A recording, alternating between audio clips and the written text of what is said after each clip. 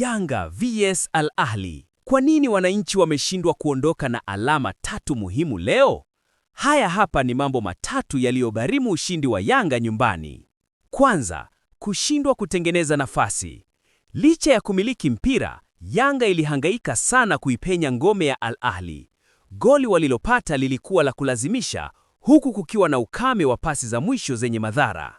Pili, nidhamu ya kulinda goli.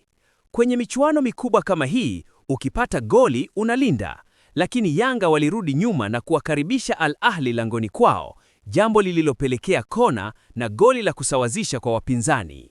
Tatu, nafasi zilizopotea. Timu kama Al Ahly haikupi nafasi nyingi. Kichwa cha wazi cha Nzengeli na nafasi ya dakika za lala salama ya Abuya vilikuwa ni alama tatu tosha, lakini zote zilipotea. Kukosa umakini kwenye finishing kumeigharimu timu. Je, unakubaliana na uchambuzi huu au kuna jambo lingine limeikwamisha Yanga? Niandikie maoni yako hapo chini na usisahau kulike na kusubscribe kwa uchambuzi zaidi.